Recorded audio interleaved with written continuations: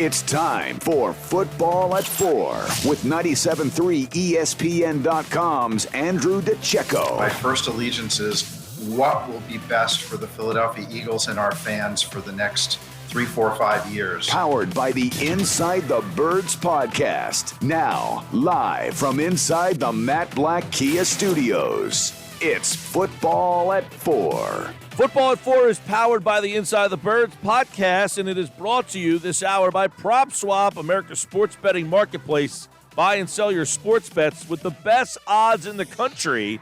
Get them at PropSwap.com or download the PropSwap app today. What's going on, everybody? Mike Gill with you. Andrew DiCecco is here. I know he is chomping at the bit to recap this draft just one more time. And we'll get his thoughts on all the picks and everything that went down inside the division, the Eagles and more, right now on the Boardwalk Honda Hotline with Andrew DiCecco. Football at 4 here on the Boardwalk Honda Hotline. What's up, Andrew? Hey, Mike. How's it going? It's going good, man. I've been looking forward to this conversation because there's a lot of guys in this draft that, quite frankly, I think a lot of people just don't know enough about. People are just throwing opinions out based on need. Oh, they didn't get a corner, or they didn't get enough corners, and I don't know enough about this guy. So it's great to have you kind of break down the picks for us. And I want to start with Thursday night, where they went Devonta Smith. They traded up there, and now Howie Roseman has kind of come out and suggested that they tried to move up to 9 to get this guy. It sounds like Smith was clearly the guy. It almost sounds like they would rather have had Smith than the two corners. Yeah, I mean, and we don't know whether to take that at face value or not. Obviously, they're going to say that now that the pick's been, now that Devonta Smith's an Eagle and that it's already been done. But, I mean, you got to give credit to Howie Roseman for navigating the draft board. He played it well. He got the receiver that he wanted. He didn't panic, remained patient, knew where he needed to go in order to make sure that he secured that pick. And he added a difference-making playmaker to an offense that's going to add another layer to an offense that really didn't have a whole lot to get excited about outside of Miles Sanders and a couple of the young receivers that had some intrigue. Yeah, obviously Smith, is getting rave reviews from all over the place. So they really couldn't go wrong, as we mentioned. When they were at 6, they moved back to 12. They end up with 10 to get Devonta Smith at number 10. I think they get pretty good marks there. Let's go to round 2. Landon Dickerson's the pick at 37. What kind of grade did you have on him, and are you perplexed? Do you like the pick? What is your thoughts on what they did in round 2?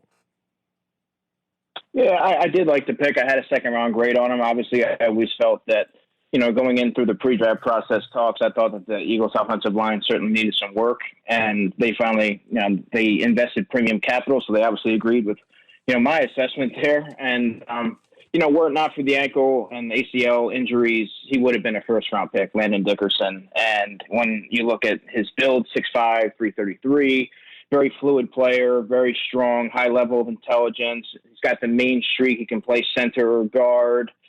This year he's going to be a guard, but I think he's going to be the heir apparent to Jason Kelsey in the future. He just adds a lot of value to the trenches, and I think the way that to look at it is, he may or may not be ready for the start of the season. I actually do think he will, but he's going to add depth, formidable depth there, and be able to step in due to injury, or he could possibly supplant an Isaac Seumalo at guard, and then certainly take over full time next year. They need to start rebuilding the trenches, and this is a good look into the future. Right. Do you project him to play center or guard? Center long-term, guard this year, obviously. All right, Andrew DiCecco, Football 4. Round 3, another controversial situation. They have 70. They move back to 73, and they go with Milton Williams, a guy that smaller school, and then, of course, you hear the way he tested, and that started to raise some eyebrows. You hear the name Aaron Donald.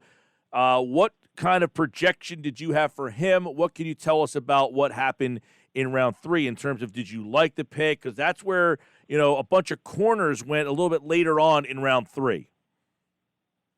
Yeah, I like the pick. I had a late 3, early 4 round grade on Milton Williams. He was a pre-draft riser, largely due to his last 2 seasons at Louisiana Tech, where he was just a disruptive monster on the interior, and coupled with his outstanding testing numbers. I mean, that was, to be expected that he was going to climb up draft boards. One thing I didn't really understand was a lot of the backlash that the pick sort of yielded. I'm not sure how many people out there really studied up and watched a ton of Louisiana Tech tape in order to formulate an opinion such as that. But I mean, I can tell you from someone who has studied Milton Williams, there's a lot to like with him. He's always 6'3", 284, but he can play inside. He can play outside. He's not quite ready to be a 3-down defender initially. He has to add some weight, develop his playing strength. But I mean, if he's able to refine his skill set and develop that play strength and get adjusted to the speed of the NFL this season, where he can play behind Fletcher Cox and Javon Hargrave, he's going to be just fine. He's going to be a rotational tackle this year. He's going to provide. He's going to be playing on the outside and then kicking inside on passing downs, as I understand, which is, any quarterback will tell you that on passing downs, having that pressure up the middle is the most frustrating to them because it inhibits their ability to step up in the pocket, and it kind of knocks them off their spot. So I think that's a very valuable selection there, and something that's kind of, it didn't, people on the surface, it may not look like it might be a head scratcher, but it's a need when you look at the financial investments that are there with Javon Hargrave and Fletcher Cox. I mean, defensive tackle is going to be a position of need in the coming years, and I think they've adequately addressed that. All right, Andrew, let me ask you then. In round 2, they take Dickerson at 37. The next corner was Kelvin Joseph at 44. Would you rather today be sitting here saying they have Landon Dickerson or Kelvin Joseph? Or Asante Samuel, who was taken at 47? Landon Dickerson's a better football player than Kelvin Joseph. Okay, Kelvin Joseph started 9 games last season, very raw, has a lot, tremendous ball production last season, but there hasn't been enough. I didn't see enough personally that would warrant a premium second-day pick invested at the corner. I mean, that's the classic case of reaching out of need versus taking the best player available, and I think the Eagles did that. Kelvin Joseph may end up being a good player, but, I mean, he's more of a raw prospect. The Eagles need a plug-and-play guy right away. And I'm not sure how much of a high impact he's going to have for his career based on his skill set and the limited sample size that we have. There's just not enough there to warrant. Yeah, they definitely should have went with him at 37. Asante Samuel, were you okay passing on him as well? Yeah, I mean, Asante Samuel, he can play. He's a nickel corner likely, but he can play outside as well. I mean, he's a bit of a tweener player. They passed on a position of need, and they took the better player. And when you look at the value that Landon Dickerson can provide as a tackle or as a guard or a center, and be one of the top players at his position in the next year or so, he's that good. If he's able to stay healthy, and that's a big if. Yeah. But if he's able to do that, it's going to pay off immensely. All right, let's go to 3 because they end up with Milton Williams. There was some conversation this morning. Roseman almost, I think, admitted that there was but the disagreement between McNeil, the D tackle from North Carolina State, and Williams, who they ended up with. Now, McNeil went the pick before. They ended up with Williams. Which of those two did you like more?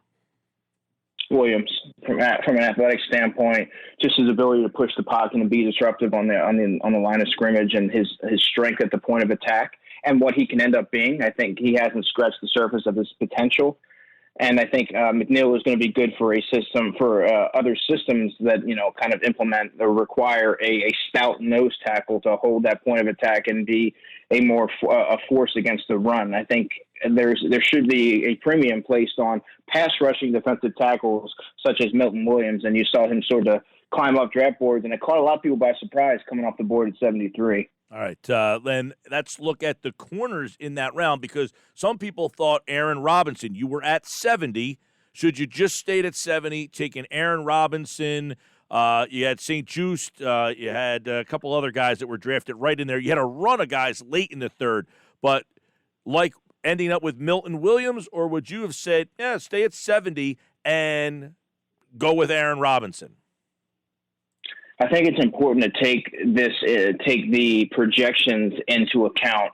Or with the Eagles, how do the Eagles view these corners? They may very well have viewed them as cornerback 2s, maybe corners and a defense, and they may view Milton Williams, like many do, to be a starting caliber defensive tackle. So and the Eagles have put such a high emphasis on the trenches that it makes a lot of sense. And when Williams can provide depth at defensive tackle, and at end, I mean, it's kind of a no-brainer given their history of fortifying the trenches and kind of prioritizing that. Yeah, I know there's a run late in the third.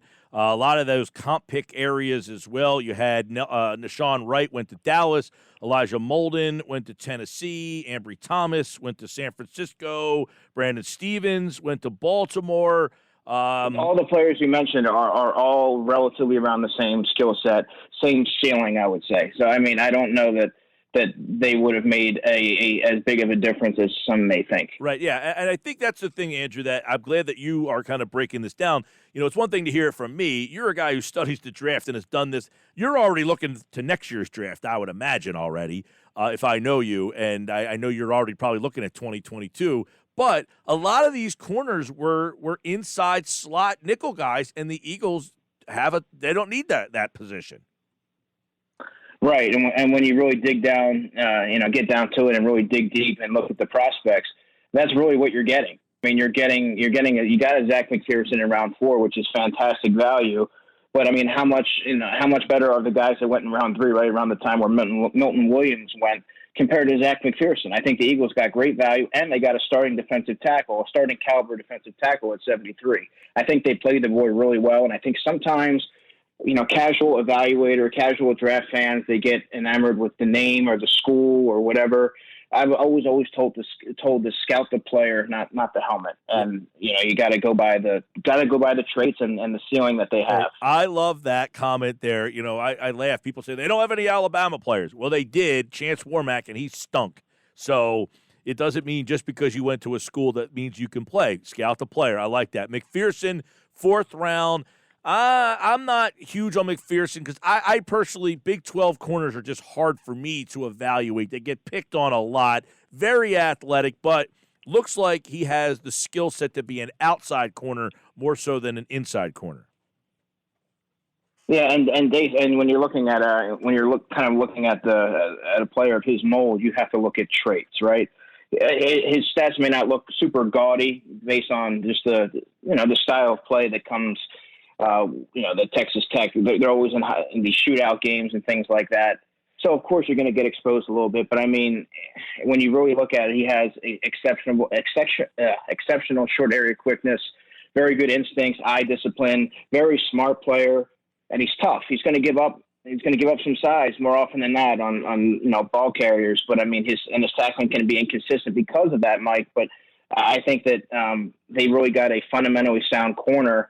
And I think he's going to naturally fit in the slot. I think he's going to challenge or unseat right away Kevon Seymour and Craig James, who are currently in that 3rd spot right now. But, I mean, I think he's going to be more of an inside corner at the next level. I still think that they need to address the perimeter in a big way, via trade or free agency in the coming months. Yeah, and I know Roseman alluded that there's many ways to skin a cat. He brought up the Darby trade a couple of years ago. I would anticipate they go back down that route. They trade for a veteran guy, or they sign a veteran guy who's still out there. Let me get your thoughts on Kenneth Gainwell in the 5th. Oh, yeah. I mean, he wasn't supposed to be there in the 5th round at 150, and I don't think he would be either. So they went with the running back there, and they got another tremendous value pick there. And I would say, yeah, the power running game was eliminated a crucial dimension from the offense that season. That was evident. But they have Jordan Howard for that. If he can kind of tap into his ability that he's shown over the in the past with Chicago and his first season with Philadelphia, they'll be fine in that area. But what they really lack was a dynamic running back. Boston Scott was a nice story, wasn't quite the answer. And he really got exposed for his limitations when he had a larger sample size where he needed to shoulder some of the burden with Miles Sanders limited to just 12 games last season. But, I mean, I kind of view Kenny Gainwell as a Austin Eckler, Tony Power, Naheem Hines type of player, just a natural pass catcher with good vision, bounce, and burst. He's going to be a change-up runner. He's not going to get a ton of carries. But, I mean, he's only 5'11", 191. But, don't let the size fool you. He is a little bit chiseled. He can handle a little bit more volume than, say, a Boston Scott can. So, if Miles Sanders should miss some time, Gainwell is going to be a competent replacement there. And I just think that he provides so much more big play ability and gets north and south in a hurry, doesn't fool around the line of scrimmage, and he can pull away from defenders. That's just a great value pick and something that they desperately needed. Yeah, I was a big fan of that pick. I like Gainwell better than I like the former two Memphis guys, Gibson and let's not forget, Gibson went in round 3 last year, and Gainwell was the starter there. Gibson only had, I believe it was 30-some touches last season. I think he had 70 overall touches as an offensive weapon in his last season there. And Gainwell was the feature back. Yeah. So, I mean, they got great value there. Yeah, no, I agree. I like Gibson a lot in Washington. I like Gainwell way more than I like Gibson as a player in the league. And I liked Henderson, too. And he was a nice player for the Rams, but I think Gainwell's better than both those guys. And we bring those two up because they all played at Memphis together. 3 defensive players in round 6, Andrew. Kind of give us your thoughts on they get a tackle, they go defensive end, and then they go with a linebacker safety hybrid. Sure. Well, we'll start with Marlon, the defensive tackle from USC, another player that should not have been available at 189. I had him as a late third round pick. I knew the Eagles really liked him throughout the pre-draft process. Obviously, Milton Williams was available when they were on the clock at 73, and I think that the value there was too much for them to pass on, and I think that they didn't expect him to be there in round 6, so they double-dipped at defensive tackle, which, looking down the line, that's going to be, they need to make some changes at that position. They don't have a whole lot of youth there they can count on. Great value. And, he's not, I think he goes about 6'1", but he's a little bit heavier than Williams. He's about 315 or so. Not particularly forceful at the point of attack, but he has great athleticism, quickness, first step explosiveness, overall fluidity. Started for 3 years for the Trojans. I think he's going to be best suited for a rotational role. I think he could be a DT5 and depending on whether the Hassan Ridgeway situation, you could very well leap over him on the depth chart and be a DT4. But there's going to be potential there for him to step up and seize a roster spot if he plays to his potential and doesn't have any setbacks in training camp. Tehran Jackson was a player I really like from Coastal Carolina. Not the twitchiest, not the most explosive, but I mean, he's just so strong and he wins with leverage and tenacity. And he was there, he was the defensive heartbeat for Coastal Carolina last year and really stood out in so many different games that they had. And I kind of when you look at the people that are in front of him, I think Joe Osman's going to be his top obstruction to a roster spot. He's nowhere near the same, doesn't have anywhere the same upside that Tehran Jackson has. He's not going to beat you. He's not going to wow you with athleticism, but his work ethic, his power, his toughness, his tenacity, that's the type of player that you're getting with him. He's going to be a good rotational player for the Eagles if he manages to stick. And then Jacoby Stevens is a little bit interesting because he's 6'1", 212. I think he can add another 5 to 10 pounds to his weight and still carry that. He's not the best, not the quickest processor, doesn't play with tremendous anticipation, doesn't cover especially well downfield. But I do think that his sideline-to-sideline range and his ball skills and are really best suited for linebacker, which is what I think that he's ultimately going to be playing, a hybrid linebacker role. And he's certainly not a short of roster spot, but you have to like his odds if he can become a core special teamer and endear himself to special teams coordinator Michael Clay. And in doing that, he can double as an interesting back end of the roster project while he continues to, refine some of the other nuances of his game and get adjusted to the next level. And then the 7th round pick, another interesting player when you get a guy as productive as Patrick Johnson at Tulane was. Yeah, Patrick Johnson, another productive pass rusher. I thought he would be he would be better suited if he went to a team that employs a 3-4 alignment. I think he'd be a good 3-4 stand-up linebacker. He's 6'2", 240, closes on the football extremely well, dissects plays very well. He's a sharp-minded football player, 21 sacks for the Green Wave and over his career, 35 tackles for loss. I think that in Philadelphia, I think he's ultimately going to be a Sam linebacker. So we'll see how he's able to adapt to playing linebacker at the next level. But I mean, when you're looking at day 3, late in day 3, you're drafting on traits, and I mean they got a guy that has all the traits. Now you just got to see if he's able to make the transition and kind of steal one of those last spots. Real quick, any of the undrafted guys they just brought in stick out to you? Well, none of the names, they're not officially, etched in stone. They're not stamped yet, and they haven't been announced. But, I mean, some of the ones that you started to see reportedly were Trayvon Grimes and Jamie Newman. Trayvon Grimes is 6'4", 220. I had him as a seventh-round grade or a priority free agent grade on him, former five-star recruit, Ohio State signee, 3 seasons at Florida. His best season was last year. He had 38 catches, 589 yards, and 9 touchdowns. Good red zone option. Excellent catch radius. He has a 77-inch wingspan. He's a bigger frame wide receiver than anyone that they currently have on the roster. Runs with a purpose after the catch. Now, the negatives. He really never took that next step at Florida. He was kind of caught in a logjam with some of these guys like the Tyree Clevelands and some of those other guys that went last year, Freddie Swain, and he just never took that next step. And his route running needs some work. He doesn't play to his time speed. I believe he ran a 4.47 in his pro day. He doesn't play to that, and he sometimes will have a struggle to, as big as he is, disengaging from the more physical corners. So I see a lot of people on social media writing stuff like he's guaranteed a roster spot. He's going to be a lock. He's going to be our X receiver. This, that, and the other thing.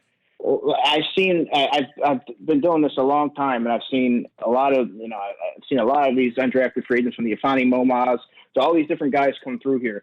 Let's see how he does after a series of practices and going against NFL corners before we jump to conclusions. The traits are there. Let's see if he can. He, just like so many of these young, intriguing players, can actually put it out on the field. Yeah, I know. This is always that time of the year where you find that guy that you kind of like, and that you're like, hey, let's see if that nobody found this guy. We always like to find the diamond in the rough. That's kind of the way it goes. Andrew, give me your thoughts, kind of an overview of what Dallas did. I mean, I like Dallas's draft. I mean, they got a linebacker in Micah Parsons, and I think that they really needed to. And Jabril Cox, I mean, they got 2 linebackers there, so they're ready for their replacements. I really like, those are the ones that really stood out to me, and I think that they set themselves up for, and Kelvin Joseph. I mean, we talked about him. He had, and there's going to be varying opinions on what his upside could ultimately become, but I do like what they've done, on paper to sort of address and fortify that defense that constantly cost them games. It hasn't really been the offense as so much as it's been the defense squandering leads and things like that. So I thought they've really added a lot of young building blocks, at least on paper. Yeah, Wright and Cox, and obviously we mentioned in the 3rd round. Now Wright was somebody I had as like a 7th rounder, an undrafted free agent. So that one was a bit of a head scratcher to me. But I mean, hey, who knows? Maybe there's somebody that some scout pounded the table for him, and now he's a Cowboy. So we'll see what he can do. Right. They drafted him. So you had a 7th round grade on Wright. He got drafted in the 3rd round. Nashawn Wright. He was the Oregon State kid. And we talked a little bit earlier in round 2, they went with Kelvin Joseph. And I know a lot of Eagles fans were saying, look, we didn't get a corner. And you said Kelvin Joseph you would not have preferred over taking Landon Dickerson, correct? Yeah, certainly not at 37. That's extremely, that was a bit of a reach even by Dallas when they got him, I think, at 44. That to me, you're taking a player at 44 based off of a projection. There's just such a limited sample size there to feel comfortable and knowing what he can ultimately become. There's not enough there, in my opinion. Yeah, and you say don't grade the player, not the helmet. The next corner from Kentucky who can play in the NFL will be the first one, I think. That being said, it doesn't mean that Kelvin Joseph can't play, but I'm like, man, if you're a team that has corner problems and you're hitching your wagon to a corner from Kentucky, that's a tough sled there. What about the Giants? Because I thought the Giants were interesting, Andrew. I was so intrigued because we talked about, like, could Philly have gotten the deal that the Bears got, that the Giants got with the Bears if they stayed at 12 and didn't move up to 10? They would have been picking 20 and then had a 4th potential first-round pick. So I like the fact that the Giants did that. But what did you think about taking Tony at 20? Well, if anyone listened to our Inside the Birds pre-draft, our mock cast, I mentioned that Kadarius Toney was a player that I felt was going to be drafted a lot earlier than many thought. By the way, like I said, Mac Jones did not go number 3 overall. I thought he would tumble, and sure enough, he did. But that's a story for another day. But I thought Kadarius Toney, based on, again, people were going to become enamored with he's the modern day weapon. What do you do with him? You can do so many different things with him. You can put him out of the backfield. You can line him all over that. He's all over the offense, and he has tremendous speed and run after the catch ability. And I have a feeling that he's going to be a player that plagues the Eagles for a number of years. Ojulari, great value at number 50. I mean, some had him as a late first, early second. Yeah. Aaron Robinson, to me, he's the nickel corner. I thought that they need to upgrade their corner situation seemingly every year, so they can't go wrong there. Ellerson Smith, to me, was one of the better picks of the fourth round. I think that the kid from Northern Iowa, the pass rusher, and I really like the skill set that he has to bring to the table. And he's another person that I think you get him into a room and get a coach and get an NFL support staff around him, and he's really going to develop nicely and provide some nice pass rush for them. Yeah, and then, of course, Washington, which is interesting because this is the team that won the division. I thought Washington just made good team picks. Like they weren't when your draft is boring, that typically means you did a good job. Yeah. I mean, Davis, the linebacker, he's got that Ron Rivera. He fits that Ron Rivera mold. He's a tough, hard-nosed linebacker, fundamentally sound, has a high ceiling.